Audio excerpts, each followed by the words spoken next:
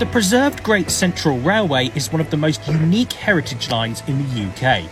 Running from Loughborough to Leicester North, the line has a long and proud history and boasts a number of unique features that you won't see anywhere else. We cover all of that and more as we take a look at 101 facts about the preserved Great Central Railway.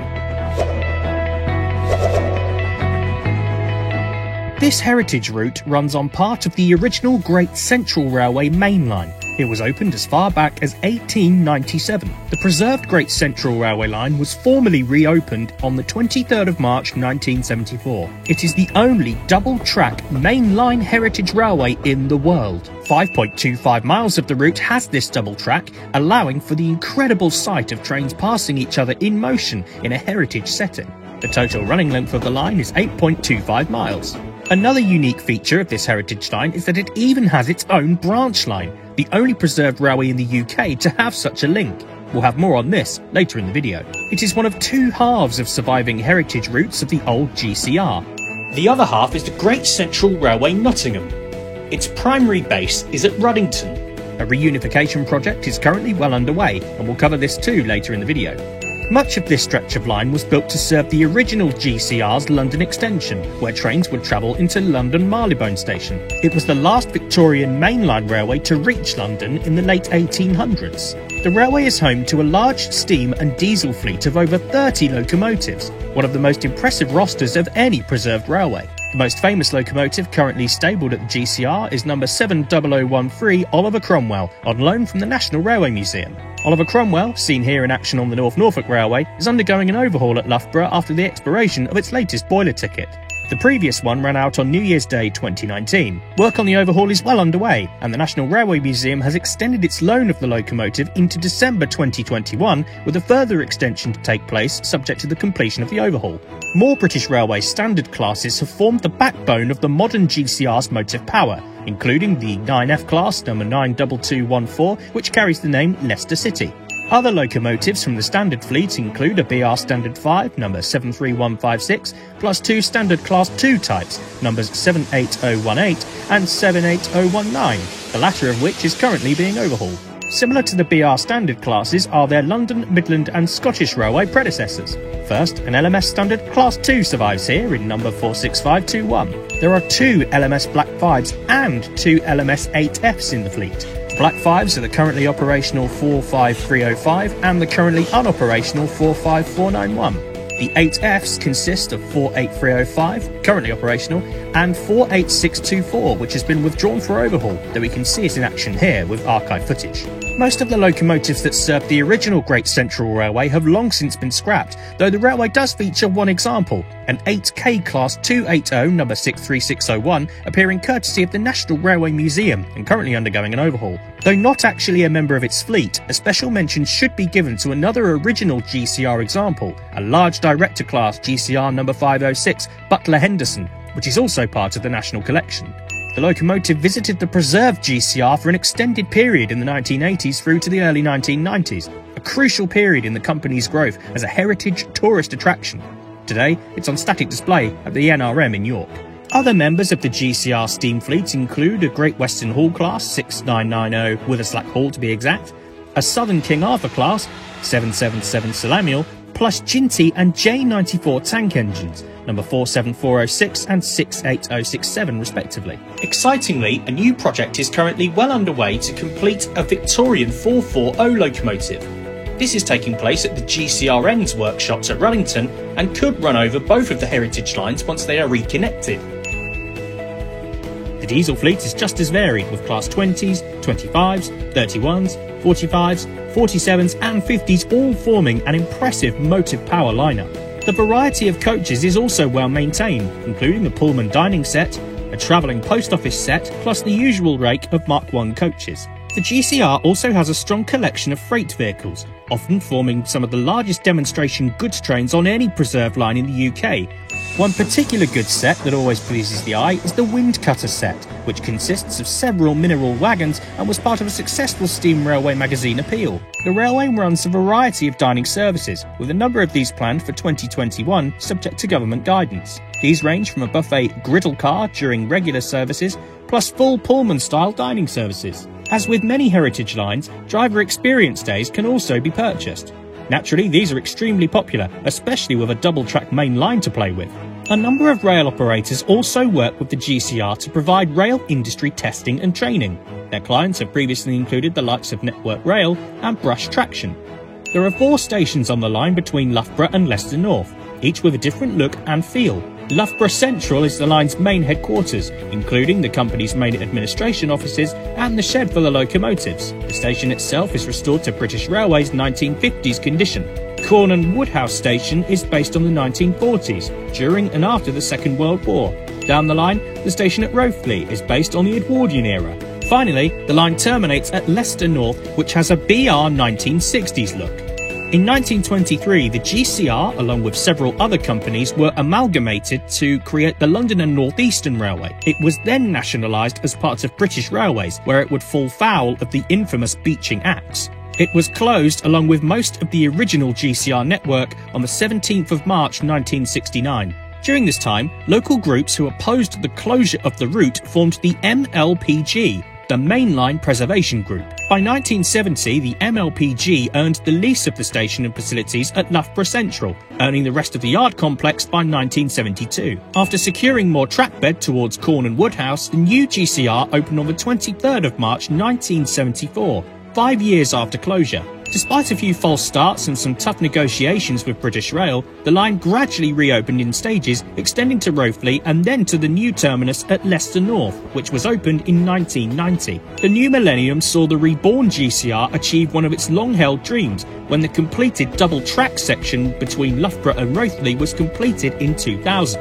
This provides a number of benefits to the line, including increased capacity to complement the sight of trains passing each other on a heritage line. Typically, heritage lines are limited to 25 miles per hour. However, on the GCR, it's not uncommon to see them passing through on special workings up to 45 miles per hour. Her Majesty's Rail Inspectorate has previously granted powers allowing the GCR to run private test trains up to 60 miles an hour. Let's look at the stations and their different features, starting back at Loughborough. This was opened as Loughborough Central on the 15th of March 1899. It features a unique canopy, the longest of its kind in railway preservation. The buildings, original GCR signal box and the 3 original water towers are all Grade 2 listed. As mentioned previously, the running shed is also based here. This will eventually be demolished as part of the GCR's huge reunification project with the GCRN. A new 8 road shed will be built in its place, allowing for even more capacity for the GCR's home and visiting locomotive fleet. Cornham Woodhouse Station was also opened on the 15th of March 1899. The station appears today as it would have done in the 1940s under the stewardship of the London and North Eastern Railway. The station has a unique wartime NAFI tea room, which has a number of unique items of memorabilia, a warm fire and a good old-fashioned cuppa. The surrounding yard also features a turntable, which originally served the shed where the National Railway Museum at York now stands. A popular sight during special events at the station is the running of its travelling post train, which features live demonstrations of the mechanisms used to dispatch and collect mail whilst on the move. The coaches that form the GCR's post train are owned and maintained by Railway Vehicle Preservations Limited. Before the line reaches the next station, Rothley, the line passes through the key interchange of Swithland sidings. This part of the line and its surrounding complex were built in 1898. A station to serve Swithland was originally built along this stretch, though curiously it was never actually completed or even opened. The signalling here is extremely impressive. It uses Great Western Railway style equipment to represent the Great Western and Great Central joint railway system. Much of the site had been ripped up by British Railways upon the closure of the original GCR. Today, there is a 4-road section of mainline track relaid, and there is plenty of capacity for a variety of movements thanks to the passing loop and surrounding sidings. It also links to the Mount Sorrel branch line, another one of the GCR's most unique features. This line was originally built to serve stone trains from the nearby Mount Sorrel quarries, which would then travel all over the country from Swithland sidings. After closure from British Rail, this stretch of line laid untouched for years, before local resident Steve Cramp led a project to reinstate the branch. After a huge community effort, the first passenger trains rolled along the line in 2013. Today, the site of the former Nunkley Quarry is home to the Mount Sorrel and Rothley Community Heritage Centre, a unique part of the preserved GCR network in its own right. There's a small shed here for some of the branch's rolling stock and even a short narrow gauge line. Back down the main GCR network, we reach the Edwardian-era set station of Rothley. Like others on the line, the station opened on the 15th of March 1899. The station was originally closed by BR on the 4th of March 1964, but the GCR restored the route from Loughborough back through to Rothley in the 70s, where the site has undergone more excellent restoration. The site of the old station goods yard has been developed to include a tea room, a miniature railway, a car park and a modern carriage works. Leaving the double track section, we head to Leicester North. Just before Leicester North, there had been a station at Belgrave and Birstall. The former station buildings had sadly been vandalised beyond repair and were subsequently demolished. However, Leicester North sits a few hundred metres to the south, sitting inside Leicester's city boundary, hence the new title. Traces of the old Belgrave and Birstall station can be seen just to the north, with the original entrance by the bridge carrying the road overhead. This humble terminus features a main platform and a single waiting room, dressed up in 1960s style. This section of line was reached by the preserved GCR in 1990 and officially opened to the public by Dame Margaret Weston in 1991. The railway has also leased out an old community centre nearby to form the unique Greenacres site, offering office spaces to businesses. Owed to have an office space with a steam railway on its doorstep. Leicester North Station is situated a short distance from the old Leicester Central Station as the trains carried on travelling down towards London. The station building still remains in situ today should you wish to go and visit when safe to do so. Sadly, there's little chance of the preserved line extending back towards this site. However, back at the northern terminus of the line at Loughborough, an exciting initiative called the GCR Reunification Project is well underway, where the GCR and the GCRN towards Ruddington will reinstate the connection between the two sections. The original connection was severed in yet another cutback from British Railways between 1973 and 1980.